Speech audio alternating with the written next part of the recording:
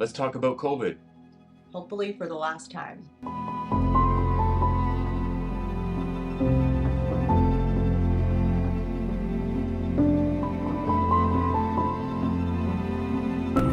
Ladies and gentlemen, please ensure that your personal screen and handset are stored properly. Thank you. The pandemic that's taken the world by storm for the past 2 years has taught us a lot about our lifestyle as digital nomads. The freedom that we always wanted to have was suddenly taken away. We, like so many others today, craved a lifestyle that was different than the typical 9 to 5, where you have a mortgage and you have this definition of what it means to be successful. Yeah, I guess this traditional sense.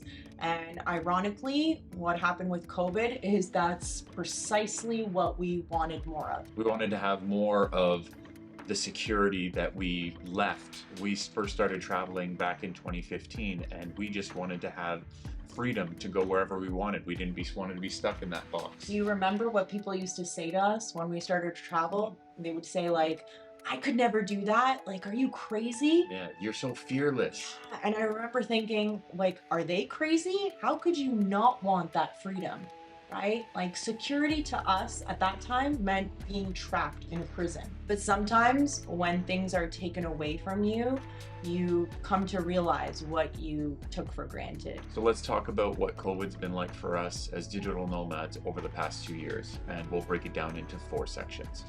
Let's start.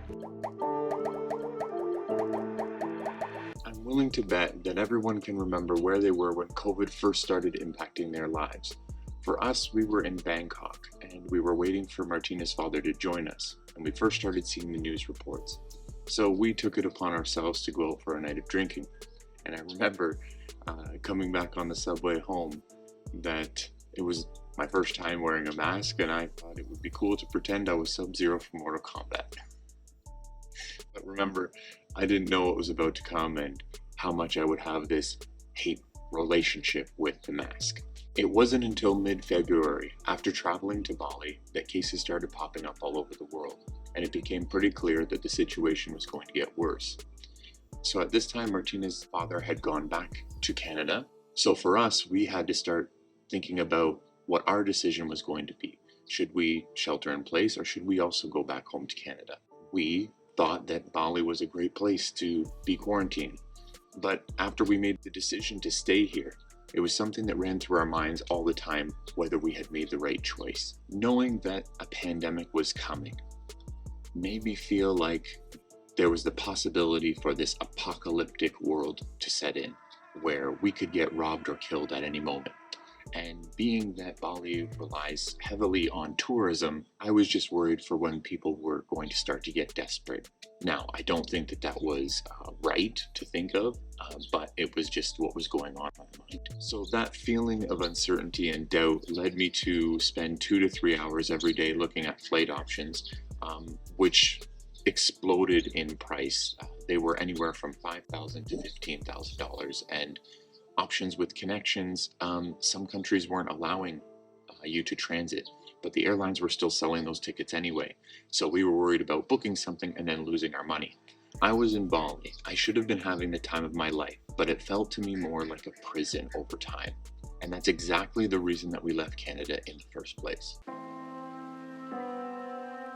We got on one of the last flights out of Bali with Qatar Airways. We were spending so much time looking every single day. Do we take the flight? Do we stay? And we finally made the decision that for us, for our future, it would probably be a better decision to get out. So let me tell you about when we got to the Bali airport. The scene that day when we were flying out was really grim. It was completely deserted, empty. All the shops were closed. There was, I think, only our check-in counter open at that time, and it really hit us, I think, full force, especially when we not only had to have our masks on, but also the face shields. I remember Richard and I just looking at each other and being like, is this real life? That apocalyptic scene or setting that Richard had imagined was coming true. So after we took that flight, we arrived into Croatia, and we chose Croatia primarily because that's where I'm from originally.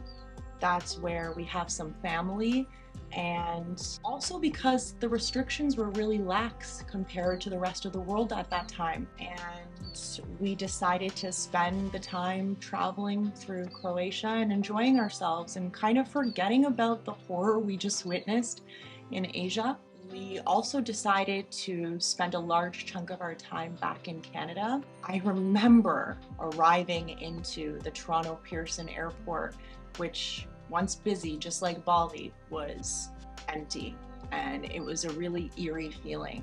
When we experienced that lack of security and stability, we decided to do something to give us a sense of that back. On December 21st, 2020, the year of the world changing and some of the worst events happening, we decided to build that sense of stability and security within us. And we got married in my parents' home with my mom and dad and Bella as our 3 witnesses.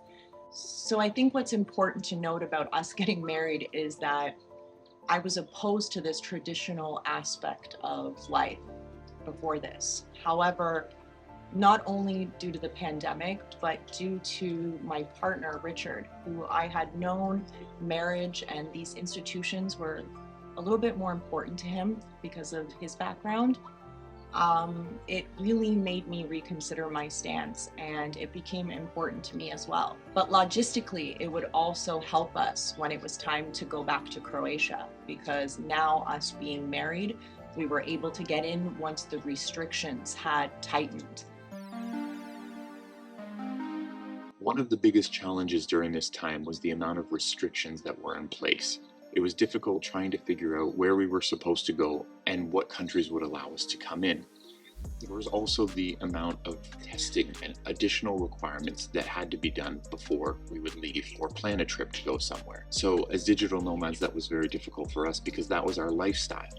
Now, for me, it wasn't so much of a concern because Martina took care of most of those things already for us anyway. Another thing that caused us issues was making sure that we timed the waves correctly. We were staying with family for almost half of the time during the last 2 years, so it was very important for us to reduce the amount of risk as much as possible. So making sure we weren't traveling during the peak of a wave, but rather when that valley came down. And I think we got most of that right, because for 2 years, we didn't get COVID not once. Well, as far as we know, right? Now for us, there's been some unforeseen benefits because of this pandemic. Now that's not to make light of the devastation that this has caused for so many people. This is just from our perspective and through our experience. So one of the things was there was really great deals on accommodation. Typically places for us would cost anywhere from $1,500 to $2,200 a month. Now, after the pandemic started, most people stopped traveling. So these same places were now offering deals for $900 to $1,100 a month, which was great for us. Another thing that was a positive for us was influencers kind of took a hit. So going sightseeing was much more enjoyable. You know what I mean, right? One of the most important things I think that was a positive impact was on the environment. There's a lot less pollution as a result of people staying home and not traveling as much. So that was something that I thought was really interesting. I always felt that the pandemic was Mother Nature's corrective measure. But what do I know? I'm not a scientist, just a man with ideas. Well, it's kind of a full circle because we are back in Bali. We miss this place so much.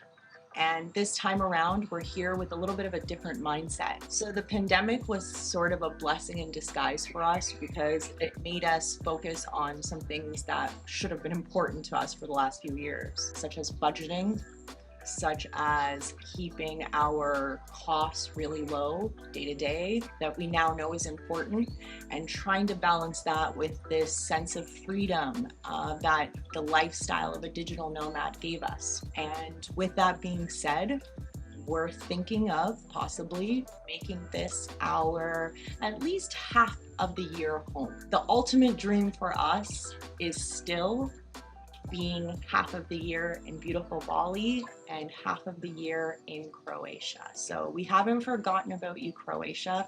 It's still our dream to be there. Okay, so what did we learn? I think the most important thing that we want to get across to you guys today is that we're not advocating for you to give up on your dreams and aspirations to become a digital nomad, to go back to that sort of 9 to 5 cubicle life with that routine lifestyle. Like, being a digital nomad is an amazing opportunity. But maybe you just need to understand that life is not this utopia of travel adventure. There can be catastrophic events like a world pandemic or wars or natural disasters that might cause a little bit of issues with your plans.